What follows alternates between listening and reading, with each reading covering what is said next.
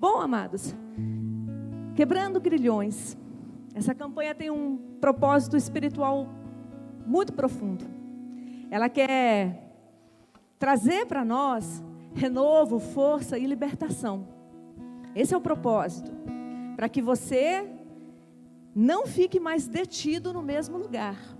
Porque as cadeias nos prendem. Não é verdade? Quem já assistiu filmes de pessoas encarceradas? Elas podem viajar, elas podem falar ao telefone, elas não têm direito quase a nada, né? Porque elas estão ali em cárcere. E tem aquelas algemas pesadas. Tem alguns filmes até que mostram que as algemas das mãos se prendem por uma corrente que liga a algemas que tem no pé. E a pessoa só consegue movimentar um pouquinho quando ela sai da cela.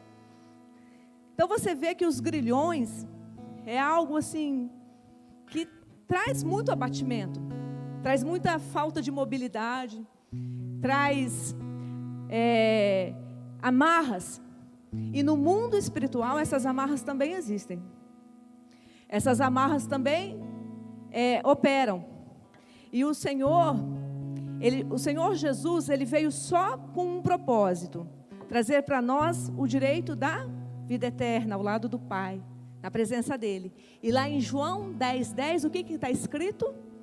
O diabo veio para matar, roubar e destruir. Ou seja, para nos encarcerar de todas as formas possíveis. Mas o Senhor Jesus vem e nos dá a plenitude de vida. Com Jesus, as amarras se quebram. Ao nome do Senhor Jesus, todo jugo de Satanás é anulado das nossas vidas. Ao nome do Senhor Jesus, você que está prostrado, parado, algemado, sem poder nenhum para orar, sem vontade alguma de sair do seu lugar espiritualmente falando, você está no lugar certo. Porque hoje, em nome do Senhor Jesus, os grilhões vão se quebrar. Amém? Você crê nisso? Glória a Deus que o Senhor está operando neste lugar. Você crê nisso? Que a sua vida não vai ser mais a mesma? Porque o Senhor opera sinais e maravilhas. E a sua palavra reveladora que está aqui contida na Bíblia Sagrada, ela traz vida, ela nos traz libertação. Amém? Glória a Deus. Então, olha, você já entendeu o propósito dessa campanha. Se você está aqui pela 6ª noite consecutiva, porque o Senhor está falando muito ao seu coração, desde a primeira noite até agora. E a 7ª noite vai ser a cereja, né? E você vai sair daqui na certeza de que o Senhor opera na sua vida, de que o Senhor está te colocando de pé, que o Senhor está te colocando em movimento. Amém? Glória a Deus. E a chave? Vocês já assistiram lá no filme também, quando a polícia chega e a pessoa vai ser liberta daquele cárcere? O que ele tem? O policial tem uma chave. E aí ele vai lá e destranca o grilhão. Não é? Até naqueles filmes de faroestes, sempre tem a chave. Não é? Glória a Deus. Para a nossa vida espiritual também tem uma chave. Você sabia que tem uma chave que destrava tudo aquilo que te aprisiona? Que destrava todos os pensamentos cativos que Satanás pôs em você? Que todo sentimento ruim que está no seu coração, que destrava, vai embora. Que a saúde, o vigor espiritual, a saúde do corpo, a plenitude de vida, volta para você. Tem uma chave que destrava tudo isso no reino espiritual. E essa chave tem nome. Qual que é o nome dessa chave, igreja? Como é que essa chave chama? Porque ao nome do Senhor Jesus, todos os joelhos se dobram. Vamos ler essa passagem? Olha lá, está lá em Filipenses 2:9. Essa passagem maravilhosa. Oh, glória a Deus. Em nome do Senhor Jesus.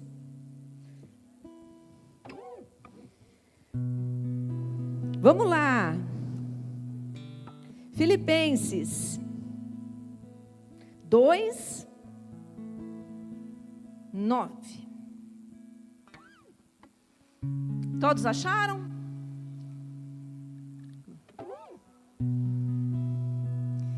Eu vou ler, hein? Na carta aos Filipenses, capítulo 2, versículo 9, está escrito: por isso também Deus o exaltou sobremaneira e deu o nome que está acima de todo nome, para que ao nome de Jesus se dobre todo o joelho, nos céus, na terra e debaixo da terra, e toda língua confesse que Jesus Cristo é o Senhor, para a glória de Deus. Glória a Deus, aleluia. Amados, esta palavra é poderosa.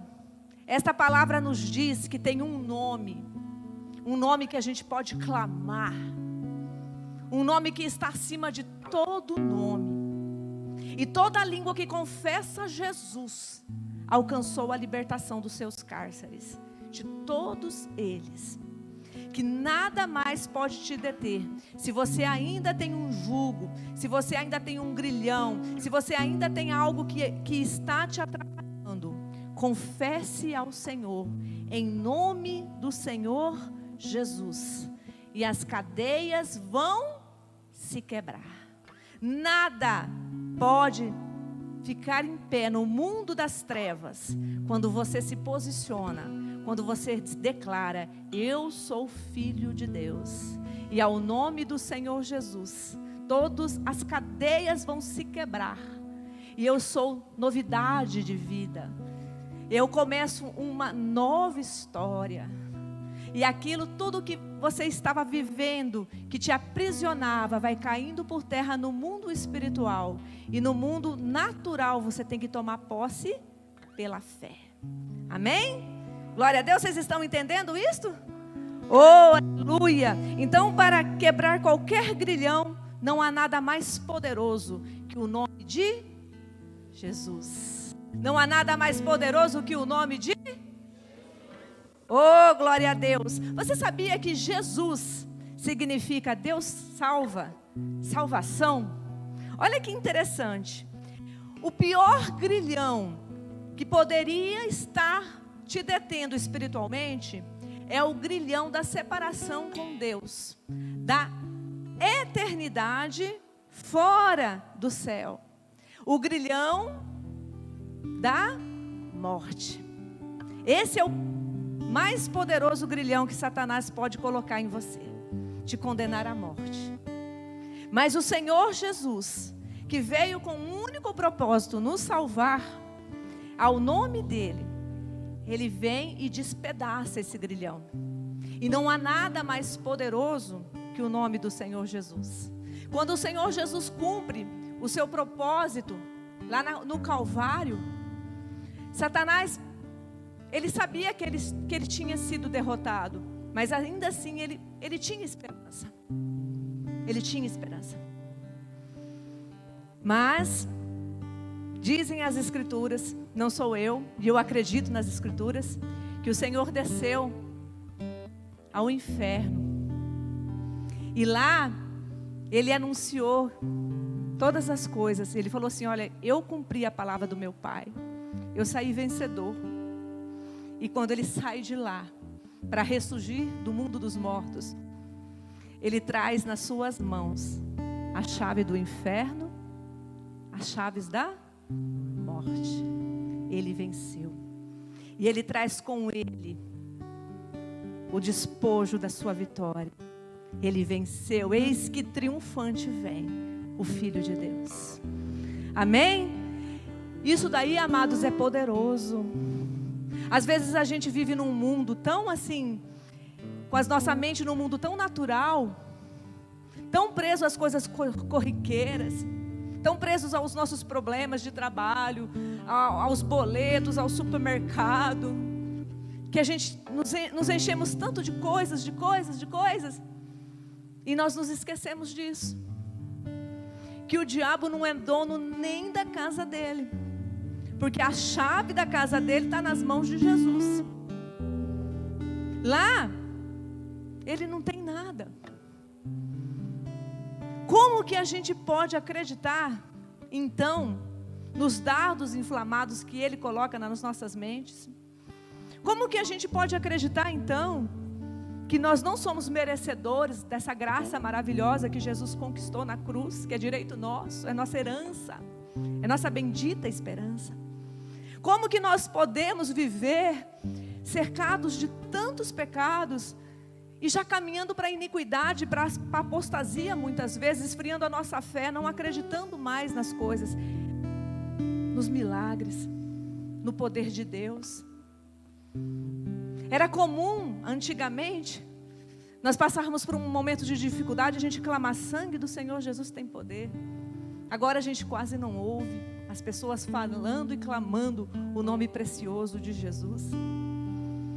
Quase a gente não pensa e não acredita mais. Até tem pessoas que ensinam que estas coisas que estão escritas nesse livro não são literais. Elas acontecem no mundo figurativo, no mundo das ideias, no mundo das concepções.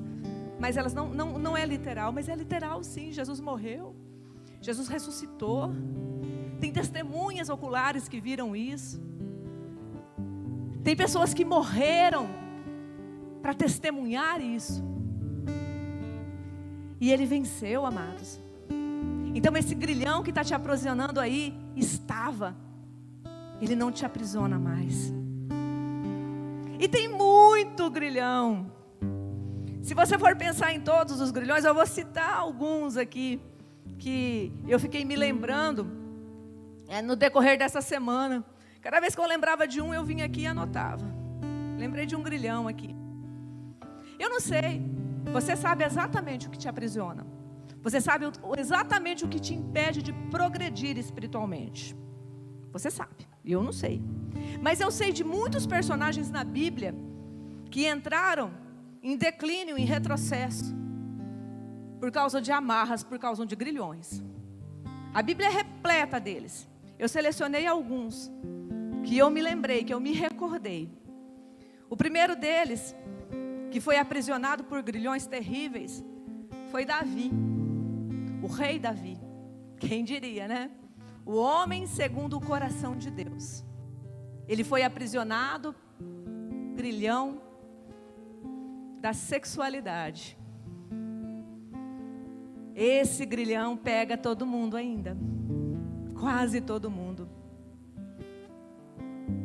Os pecados sexuais levou ele a cometer adultério, assassinato, e fez com que Deus mandasse, ordenasse que o filho do adultério morresse, para que ele entendesse algumas coisas muito importantes, que mesmo ele sendo rei, ele tinha que ser sujeito à autoridade de Deus, à palavra do Senhor, que o adultério traz feridas e consequências trágicas, que o assassinato é uma marca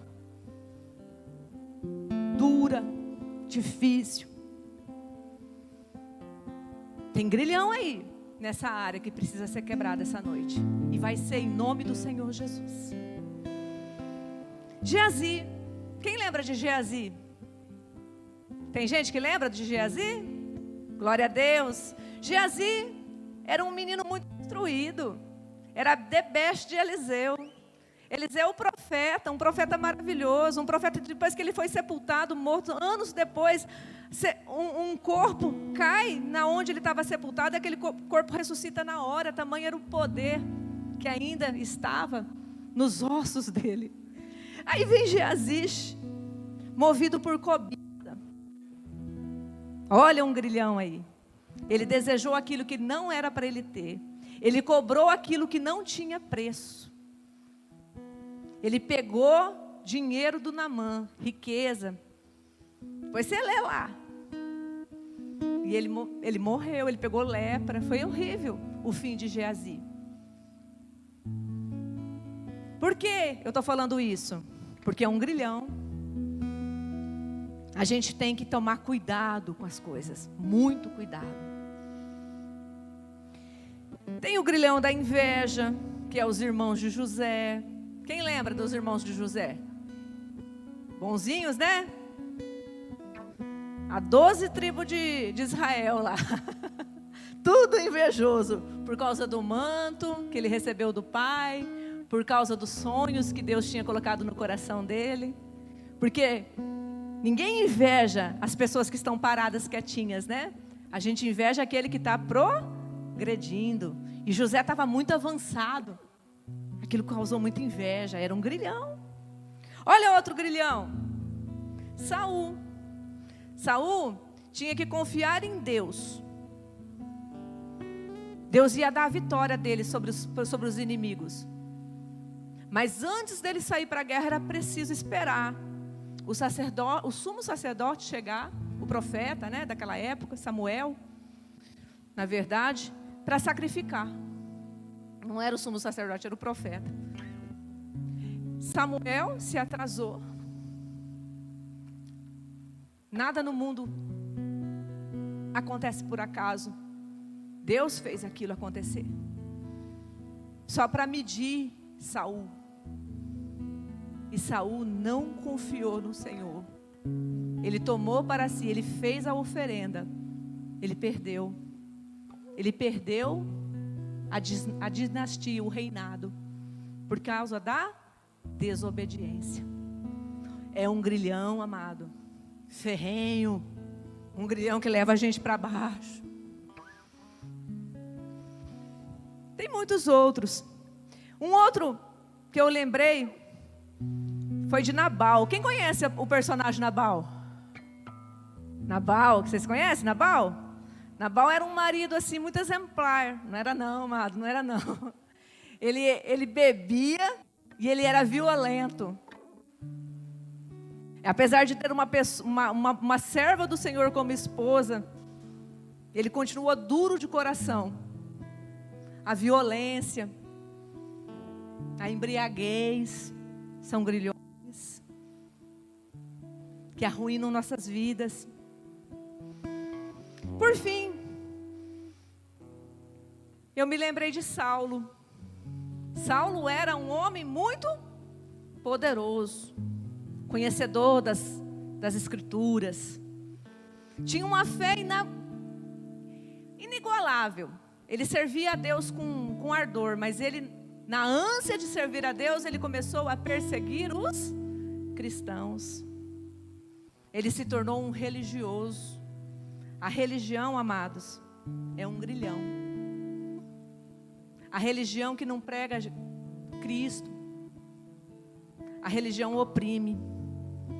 A religião provoca guerras. A religião separa as pessoas. A religião é um mal. Saulo era muito religioso, mas ele quebrou o grilhão dele. Ele quebrou o grilhão dele da mesma maneira que todos nós quebramos os nossos grilhões, tendo um encontro perfeito com Jesus Cristo. Porque naquele caminho para Damasco, Paulo estava cheirando a vingança, estava com sangue nos olhos, queria matar o que ele considerava uma seita. Mas a caminho de Damasco lhe aprouve conhecer ao Senhor. E o Senhor se manifestou contra ele e disse: Saulo, Saulo, por que me persegues? E ele disse assim: quem és tu, Senhor? E ele responde, o Senhor Jesus responde: eu sou Jesus, a quem você persegue. E as cadeias caíram da vida de Saulo. Saulo não enxergava mais nada. Saulo não sabia mais para onde ir. Saulo não tinha mais onde morar. Porque todo aquele jugo tinha caído por terra. Em nome do Senhor Jesus. Hoje, aprouve ao Senhor visitar essa igreja. Aprouve ao Senhor encontrar com você. Hoje cai por terra os teus grilhões. Você acredita nisso? Oh, aleluia, graças a Deus. Então eu acho que todos os irmãos aqui já compreenderam o que é um grilhão. E como todos nós podemos sofrer com eles. Ah, irmão, o meu grilhão você não mencionou aí. Calma, o Senhor está ministrando do seu coração. Você está entendendo? E quando reconhecemos o nosso grilhão, amados, fica muito mais fácil de se libertar dele. O problema é que nem sempre nós nos damos contas das amarras que nos levam a paralisar a nossa fé. Então, eu queria aqui meditar com os irmãos 3 personagens bíblicos. Vai ser bem rápido, eu creio. 2 do Novo Testamento, dos Evangelhos. E o outro do livro de Atos, também do Novo Testamento. Se você quiser abrir sua Bíblia, pode abrir. Se você quiser só acompanhar para ficar mais rápido, fique à vontade. Mas o primeiro personagem está lá em Marcos 10. Marcos 10, 17.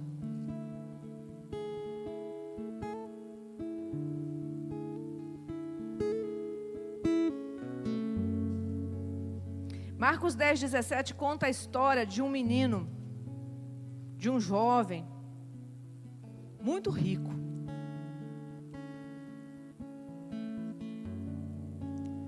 Ele tinha uma vontade enorme de servir a Jesus. Mas ele tinha um grilhão que separava. E assim fala, pondo-se Jesus a caminho, um homem correu ao seu encontro e, ajoelhando-se diante dele, perguntou: Bom mestre, que farei para herdar a vida eterna? E Jesus respondeu: Por que você me chama bom? Ninguém é bom a não ser um, que é Deus. Você conhece os mandamentos? Não mate, não cometa adultério, não furte, não dê falso testemunho, não defraude ninguém, honre o seu pai e a sua mãe. Então o homem respondeu: Mestre, tudo isso tenho observado desde a minha juventude. E Jesus, olhando para ele com amor, disse: Só falta uma coisa a você. Vá, venda tudo o que tem e dê o dinheiro aos pobres, e você terá um tesouro no céu. Depois venha e siga-me. Ele, porém, contrariado com esta palavra, retirou-se triste, porque era dono de muitas propriedades. Amados, essa passagem aqui é específica para este jovem. Está registrada aqui porque tem lições preciosas que nós precisamos aprender. Nada do que Jesus disse é em vão. Tudo que ele faz, tudo que ele diz, tudo que ele deixou registrado tem proveito para a nossa vida espiritual. Isso é muito importante que você saiba. Mas aqui, tem muitas pessoas que falam assim: então, o Senhor só tem compromisso com os pobres. Não é isso. O Senhor só tem compromisso com quem está aliançado com Ele. E o Senhor não divide a honra que nós temos que dar a Ele para mais nada. Não há 2 senhores, não há 2 pensamentos, não há 2 maneiras de adorar, há uma só.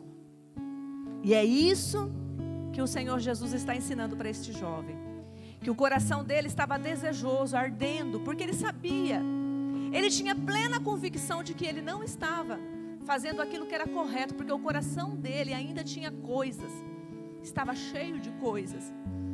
O coração dele não estava pronto. E ele fala, e o Senhor Jesus fala assim: mas e os mandamentos? Eu cumpro. Ele cumpria tendo uma vida exemplar. Todos que olhavam para ele falavam assim: olha que menino bom, olha que homem honrado, cumpre todos os mandamentos. Mas o coração dele estava sujo. Aí o Senhor olha para ele e responde com amor. Ele fala assim: olha, eu estou vendo o que você tem aí no seu coração. Você está preocupado com as coisas deste mundo. Você está cheio das coisas materiais. Por isso não há espaço para mim no seu coração. E aí o Senhor Jesus fala assim, ó, tira todas essas preocupações. Você é muito preocupado com as suas propriedades, com as suas coisas. Se desfaz dessas coisas então. Primeiro, depois vem e me segue. O Senhor não é contra ninguém ter propriedade. O Senhor não é contra ninguém prosperar no campo financeiro. Mas Ele é contra quando você se dedica, se você se doa, você só corre atrás disso, você só se enche disso, você só negocia o tempo todo. Você não tem tempo para servir ao Senhor, você não tem tempo para segui-lo, você não tem tempo para viver para Ele. E aí Ele não divide a sua casa. No teu coração só tem que ter espaço para Jesus. Esse é um grilhão que precisa ser quebrado. Se no seu coração ainda tem se dividido com outras coisas, hoje é o dia. Chegou a tua hora. Glória a Deus. Amém? Olha uma outra passagem linda, maravilhosa, que está lá no Evangelho de João. Um outro personagem maravilhoso que o Senhor quebrou os grilhões, que é o paralítico do tanque de Betesda. João 5. Vamos lá. Não precisa abrir, tá bom? Você que só quer acompanhar o culto aqui, fique à vontade.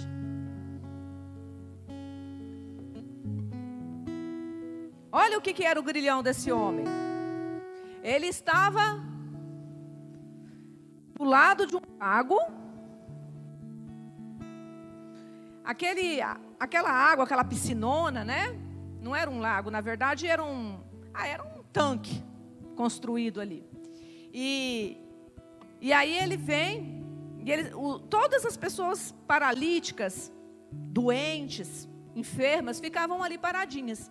Quando a água se movia, era porque um anjo tinha tocado. Quem caísse primeiro naquela água era curado. E esse homem enfermo, ele era paralítico. E fazia 38 anos que ele estava esperando o milagre dele. Ele estava 38 anos esperando que o grilhão dele se quebrasse. Vamos ler? Rapidinho, ó. No versículo 2. Existe ali junto ao portão das ovelhas um tanque chamado em hebraico de Betesda, o qual tinha 5 pórticos. Nele jazia uma multidão de enfermos, cegos, coxos, paralíticos, esperando que a água se movesse, porque um anjo descia de tempos em tempos agitando-a, e o primeiro a entrar no tanque, uma vez agitada a água, sarava de qualquer doença que tivesse. Estava ali um homem enfermo, havia 38 anos. Jesus, vendo-o deitado e sabendo que estava assim havia muito tempo, perguntou. Jesus perguntou: você quer ser curado? E ele, olha o que ele responde: Senhor, eu não tenho ninguém que me ponha no tanque quando a água é agitada. Quando tento entrar, outro enfermo chega antes de mim. Então Jesus lhe disse: levanta-te, pega o teu leito e anda. Glória a Deus. Amados, isso é poderoso. Ali havia centenas de pessoas doentes, haviam centenas de pessoas querendo ter um milagre, mas o Senhor olhou para aquele homem e falou assim para ele, assim: você quer ser curado? E ele, atordoado, não enxergando nada do mundo espiritual, não reconhecendo Jesus, não sabendo do que se tratava, ele falava assim: até querer eu quero, mas até eu chegar lá no tanque, não dá para mim. Estava preso nas coisas deste mundo, estava preso nas dificuldades que afligiam a alma dele. E aí o Senhor Jesus falou assim: levanta, pega a tua cama, anda, vai embora, você está curado. Ele não precisou nem entrar na água, irmão, porque ele se encontrou com... E Jesus perguntou para ele: você quer ser curado? Você quer ser liberto desse grilhão? E hoje, Jesus está aqui, amados, Não precisa do tanque de Betesda, não precisa entrar nas águas, só precisa responder para Ele: Senhor, eu quero que o Senhor me cure, eu quero que o Senhor me liberte, eu quero quebrar os meus grilhões, eu não quero ser mais a mesma pessoa. Vocês estão entendendo, amados?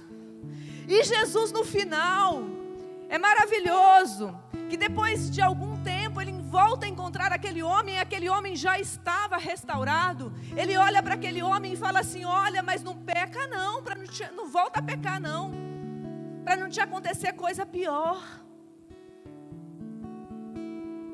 O que ele estava falando ali? Ele falava assim: olha, eu estou quebrando o teu grilhão, eu estou te dando novas oportunidades, eu estou te dando um recomeço. Mas olha, eu faço tudo, eu te restauro, mas depende de você caminhar comigo. É decisão tua.